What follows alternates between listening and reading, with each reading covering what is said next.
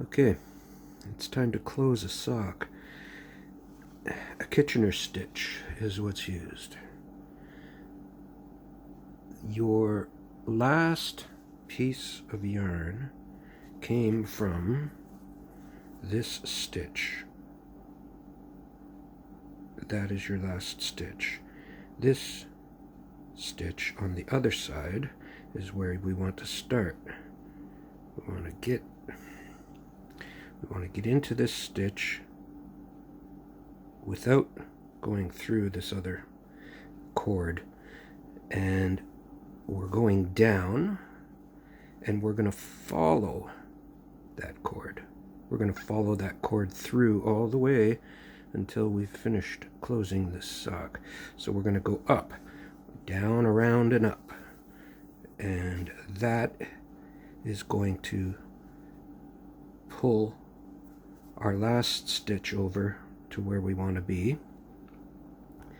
But before I tighten it, I'm going to go down through it, and we're going to follow back again, following how the other cord dips all its way across. Now I'm going to pull this and tighten my corner of my sock. I'm going to pull. I'm going to make a mess is what I'm going to do. I'm going to pull everything together.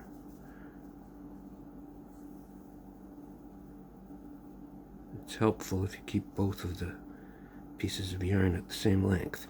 Okay, so now that is going to be the corner of the toe. Now we're going to follow and go back up through again, being careful not to catch on the cord, and that's going to give us one more stitch.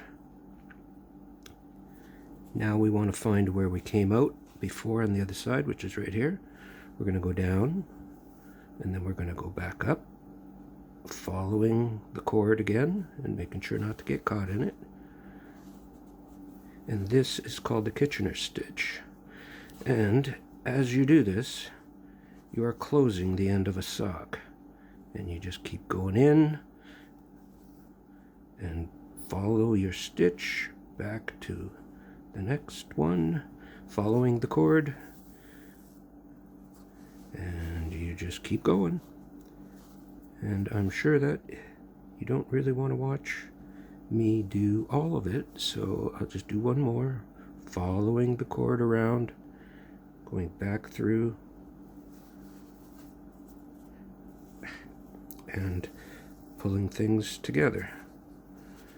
You can see how it looks like stitches. I'm going to continue for a while, and I'll come back and show you. Okay, I'm about halfway across, so I can show you how nice it looks. Those are the stitches working their way across, and I've got a little bit of an opening still left to work on, but I just keep following the line, just keep following the dips of the cord as I work back and forth, and we'll come back when we get to the last stitch. So it gets a little tougher as we get near the end. We have to start pulling apart and really looking closely to make sure that we get all the stitches. We're down to about 5 left. Okay, I'm down to what I would consider to be my last stitch, and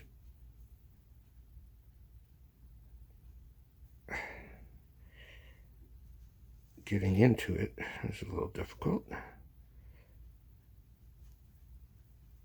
and getting through the last one, it happens.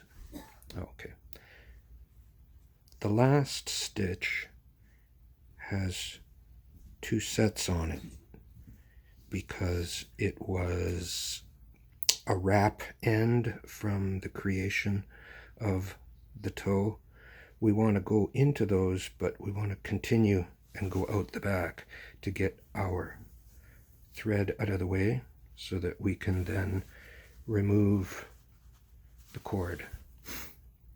And as we remove the cord, we will start to see a beautiful toe.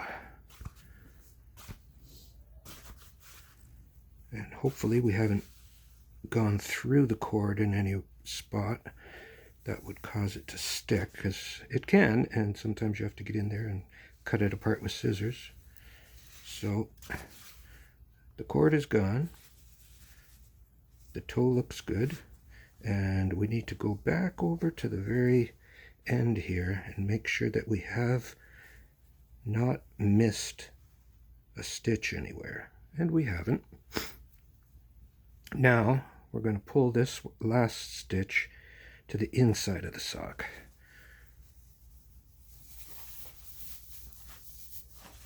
Which involves putting your hand in there and grabbing it on and pulling all the excess in to the inside of the sock.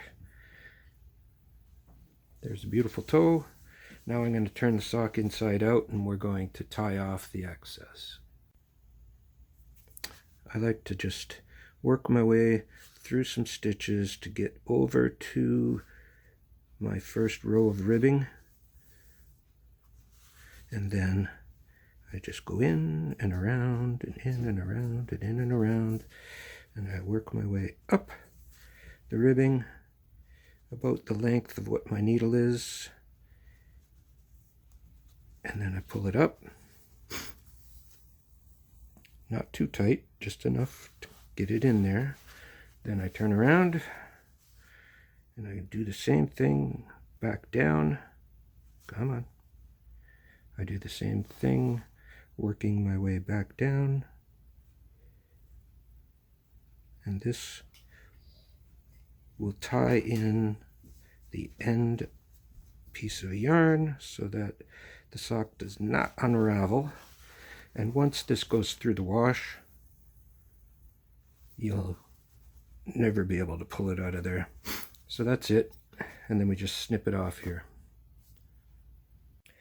So there we have it, a beautiful sock. It has a mock rib hem, it has a very nice heel, and it has a toe.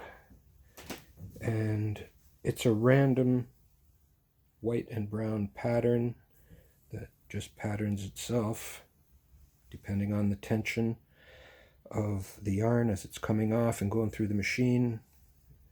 They move from front to back randomly, and that's it. Only thing left to do is to take this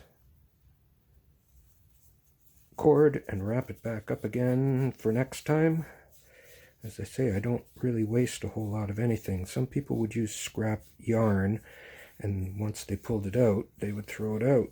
But I like to waste not, want not, more or less. And it's coming. This takes a little while, doesn't it? Yeah, I probably shouldn't have bothered with taping this whole thing. You don't really need to watch it. And there we go. That's there. And I usually take my needle, stick it in there, so things don't unravel. I stick it in, and there it is for next time. Happy sock making.